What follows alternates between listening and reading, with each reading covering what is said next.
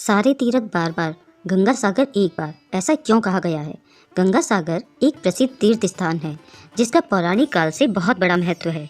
गंगा सागर वो स्थान है जहाँ गंगा नदी बंगाल की खाड़ी से समुद्र में मिलती है। कहा जाता है कि सभी तीर्थों की यात्रा का फल तब तक नहीं मिलता जब तक आप गंगा सागर नहीं जाते। मकर संक्रांति के दिन गंगा सागर में स्नान दान सर्वाधिक महत्व बताया गया है।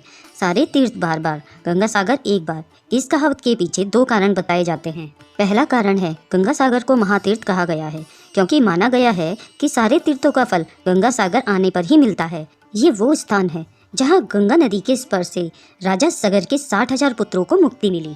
इसलिए कई श्रद्धालु यहाँ आकर अपने पितरों का श्राद्ध, तर्पण व पितृदान करते हैं और पूर्वजों की मुक्ति की कामना करते हैं। इस कारण से लोग एक बार तो गंगा सागर की यात्रा जरूर करना चाहते हैं। पुराणों में भी गंगा सागर में दान और स्नान को धार्मिक और आध्यात्मिक दृष्टि से काफी महत्वपूर्ण बताया गया है। दूसरा कारण है कोलकाता से गंगा सागर जाने के लिए पहले 86 किलोमीटर दूर काकद्वीप जाना होता है, तब नाव के जरिए सागर द्वीप पहुंचते हैं। इसके बाद स्वागर द्वीप पर 32 किलोमीटर यात्रा करने के बाद गंगा सागर तीर्थ आता है। पुराने समय में ये यात्रा काफी दुष्कर और कठिन थी।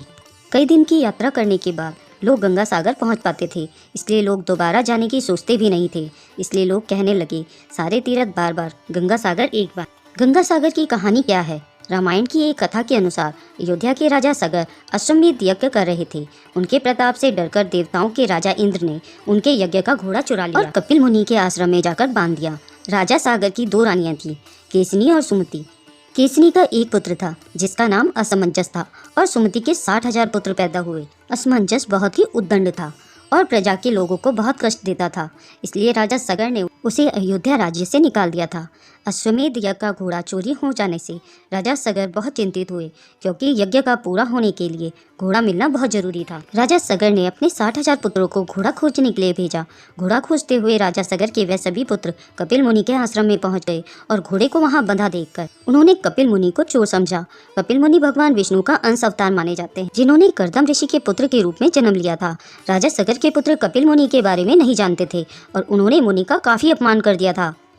इस अपमान से क्रोधित होकर कपिल मुनि ने राजा सगर के पुत्रों को श्राप दिया कि तुम सब अभी भस्म हो जाओ। मुनि के श्राप देते ही तुरंत राजा सगर के 60,000 पुत्र वहीं भस्म हो गए। जब काफी समय बाद राजा सगर के पुत्र वापस नहीं आए तो उन्होंने अपने पौत्र अंशुमान, जो कि असमंजस का पुत्र था, अपने चाचाओं का पता लगाने के लिए भेजा।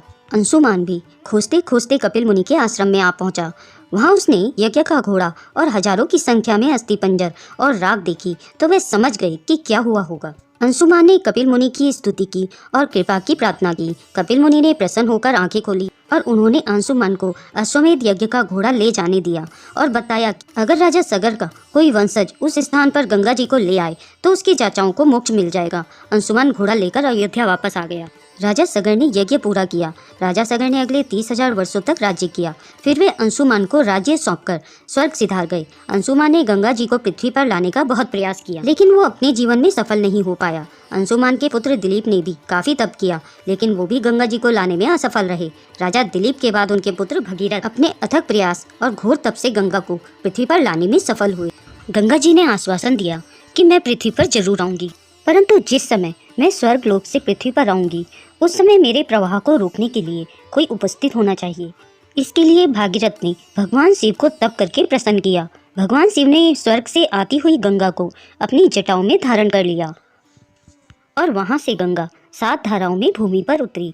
पहली 3 धाराएं हलिदिनी, पाविनी और नलिनी पूर्व की दिशा में बह चली और 3 धाराएं सुचक्षु, सीता और सिंधु पश्चिम की ओर प्रवाह की। 7वां प्रवाह भगीरथ के बताए रास्ते पर बढ़ चला और आगे आगे भागीरथ रथ में चलते चले गए। चलते चलते भगीरथ उस स्थान पर पहुंचे जहां उनके पितामह भस्म हो गए थे। माँ गंगा उनके अवशेषों के ऊपर से बहते हुए राजा सगर के 60,000 पुत्रों का उद्धार करते हुए जाकर सागर में मिल गई। क्योंकि राजा भगीरथ ने गंगा जी को पृथ्वी पर लाया था, इसलिए गंगा जी का एक नाम भागीरथी भी है। गंगा सागर का मेला जिस स्थान पर राजा सागर के पुत्रों को मुक्ति मिली थी, गंगा सागर वही स्थान है।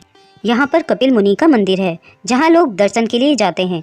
गंगा जी जिस दिन पृथ्वी पर अवतरित हुई थी वो मकर संक्रांति का दिन था।